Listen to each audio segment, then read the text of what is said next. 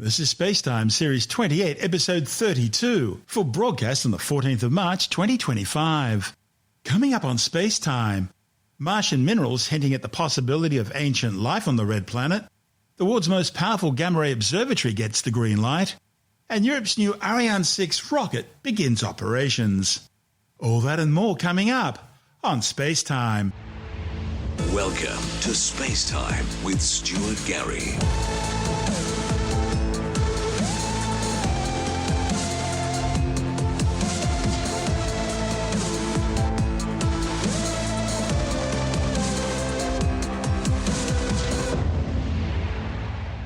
NASA's Mars Perseverance rovers discovered a strange rock on the red planet's Jezero crater rim that usually only forms in warm, wet environments that support life.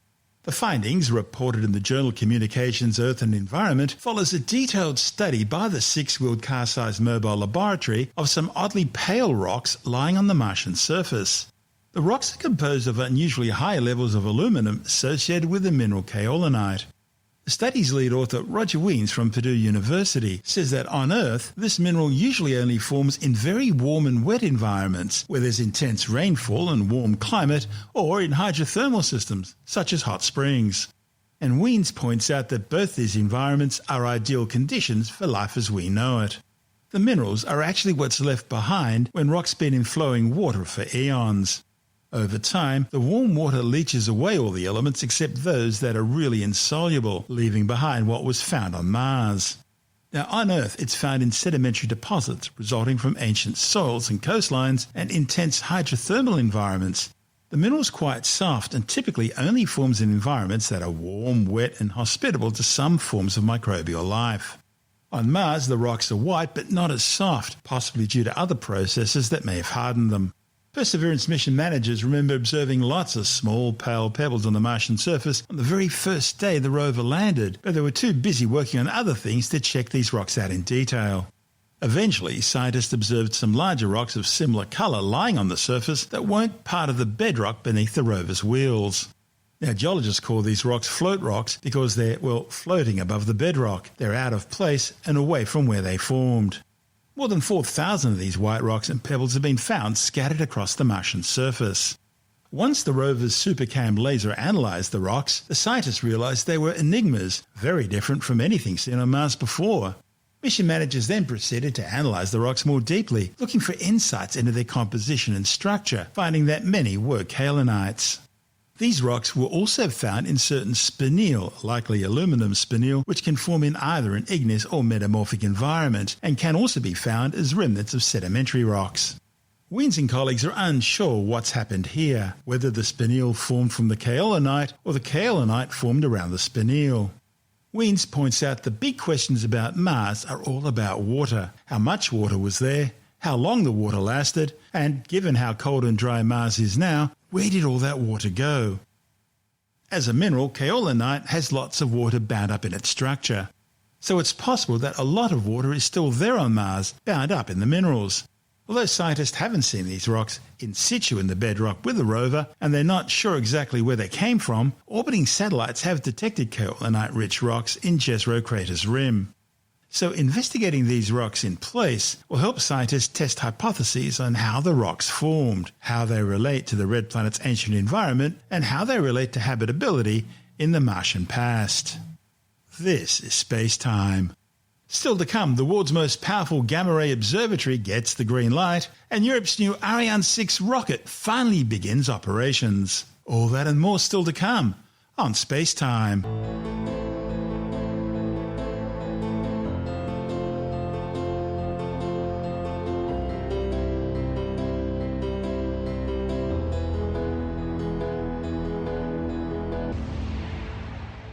Europe's just given the go-ahead for work to begin on building the world's most powerful gamma-ray observatory. The European Commission's now established the framework for building the Cherenkov Telescope Array Observatory. That'll enable the observatory's construction to advance rapidly and provide a framework for distributing its data with the United States, Brazil and Australia as consortium partners.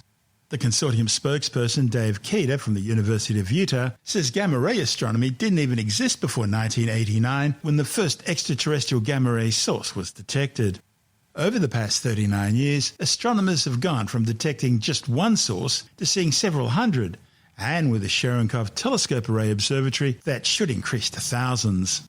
Keita says that over the last decade alone, scientists have discovered that these high-energy gamma rays are present in many types of very energetic astronomical phenomenon, but researchers still don't know much about their origins. He says the stars you see in the sky follow a predictable, rather uneventful existence for most of their lives.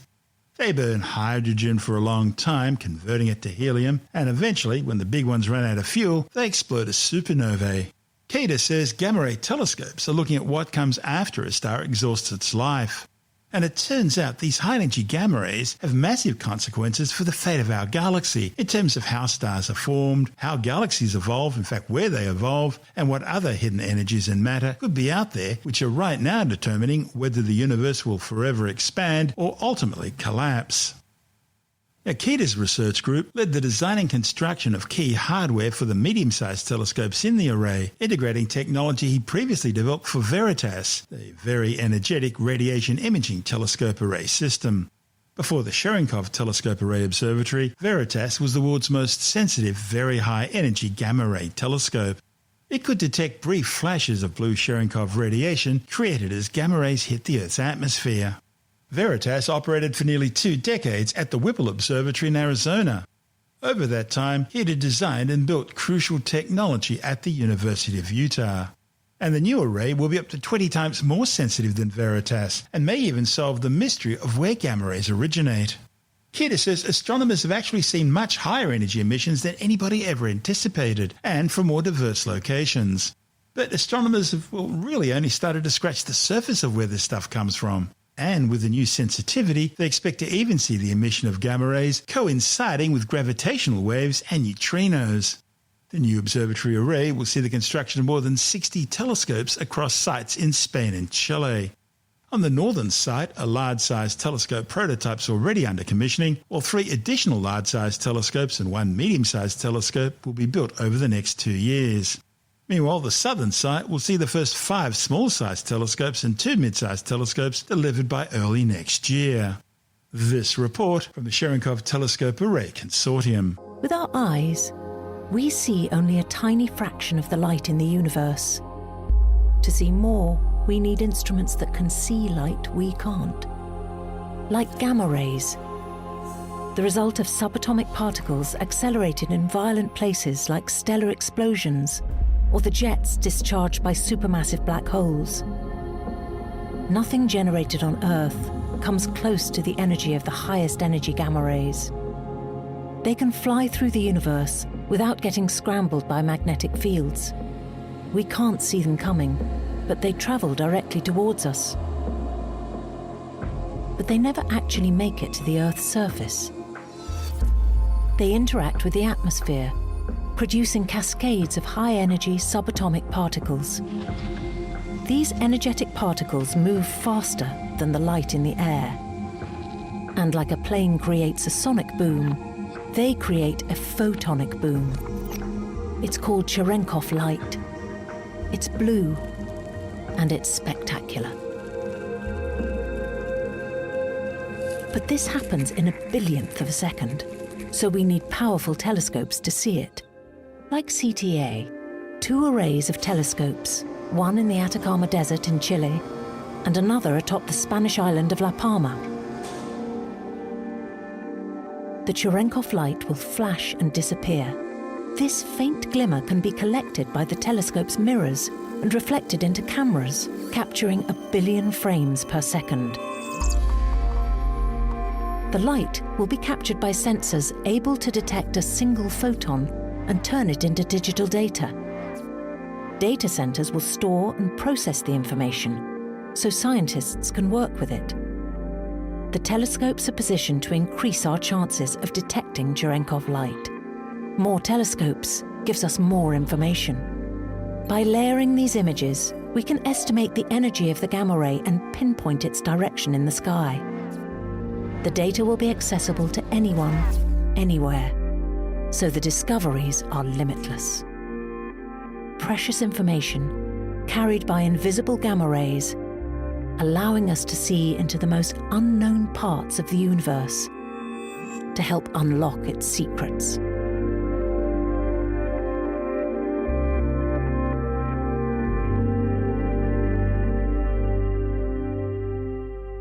This is SpaceTime. Still to come, Europe's new Ariane 6 rocket finally begins operations, and later in the science report, a new study shows that massive glaciers may have paved the way for complex life to evolve on Earth. All that and more still to come on SpaceTime.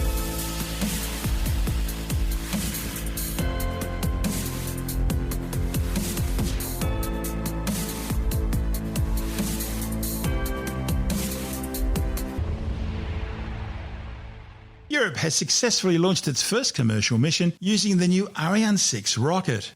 The flight from the European Space Agency's Kourou spaceport in French Guiana carried the French CSO-3 reconnaissance spy satellite.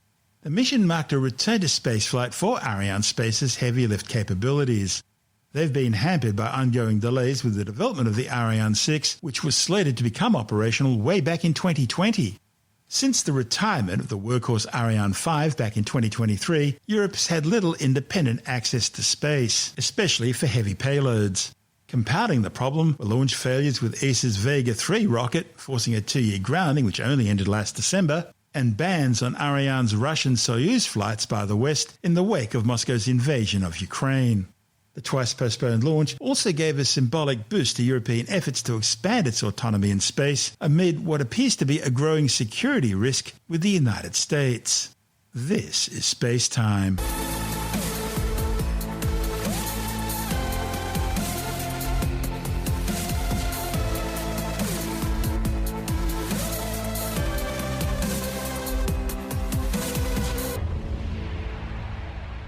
And time now to take another brief look at some of the other stories making news in science this week with the Science Report.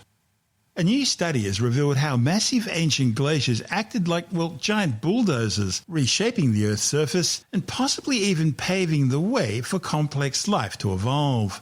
The findings, reported in the journal Geology, are based on a chemical analysis of crystals in ancient rocks by scientists at Curtin University.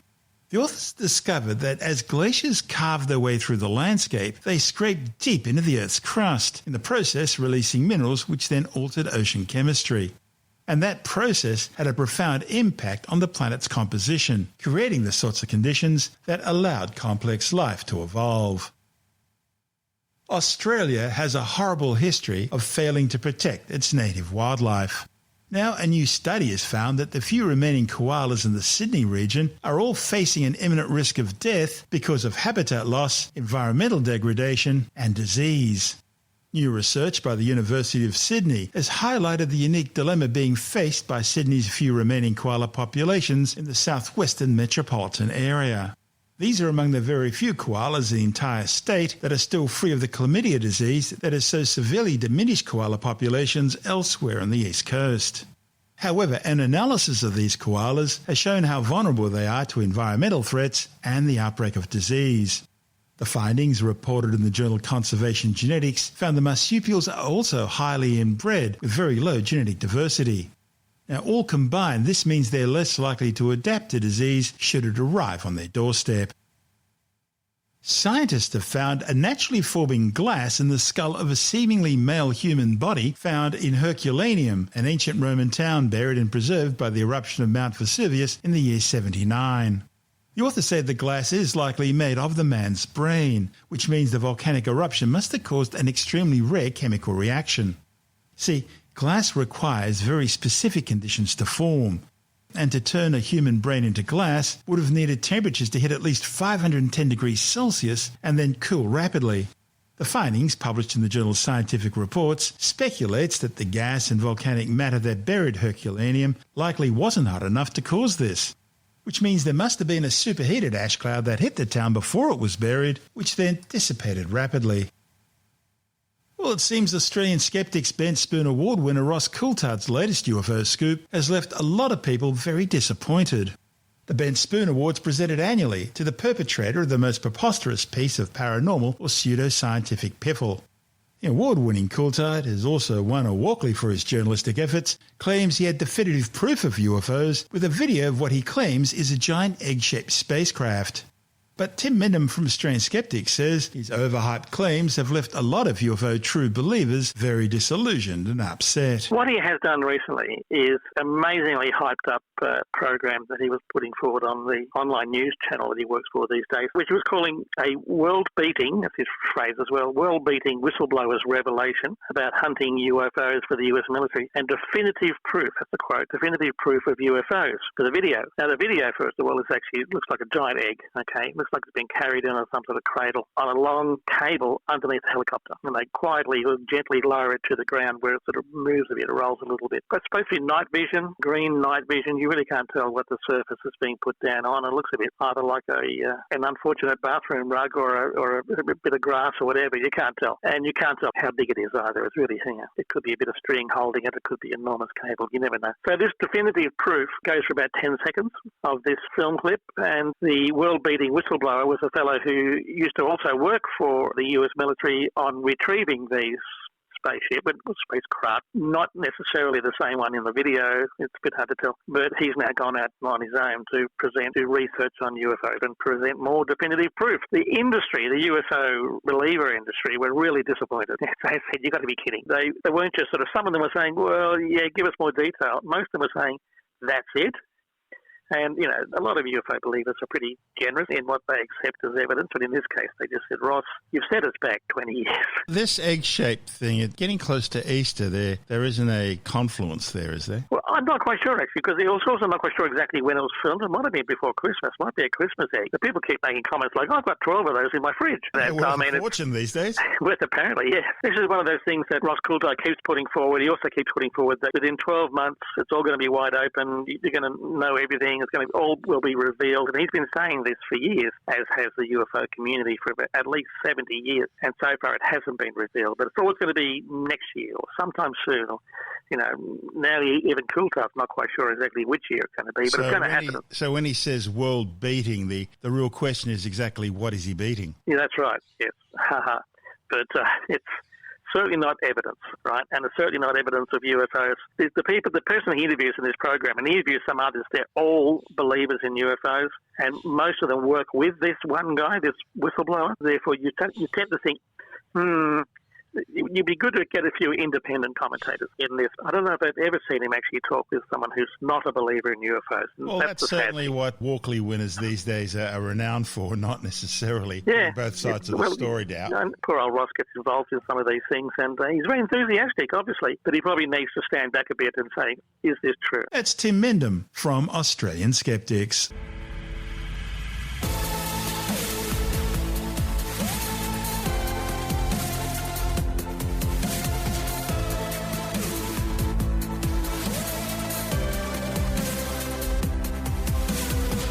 That's the show for now. SpaceTime is available every Monday, Wednesday and Friday through Apple Podcasts, iTunes, Stitcher, Google Podcast, Pocket Casts, Spotify, Acast, Amazon Music, Bytes.com, SoundCloud, YouTube, your favourite podcast download provider, and from spacetimewithstuartgary.com. SpaceTime's also broadcast through the National Science Foundation on Science Zone Radio and on both iHeartRadio and TuneIn Radio. And you can help to support our show by visiting the SpaceTime store for a range of promotional merchandising goodies, or by becoming a SpaceTime patron, which gives you access to triple-episode commercial-free versions of the show, as well as lots of bonus audio content which doesn't go to air, access to our exclusive Facebook group, and other rewards. Just go to spacetimewithstuartgary.com for full details. You've been listening to SpaceTime with Stuart Gary. This has been another quality podcast production from Bytes.com.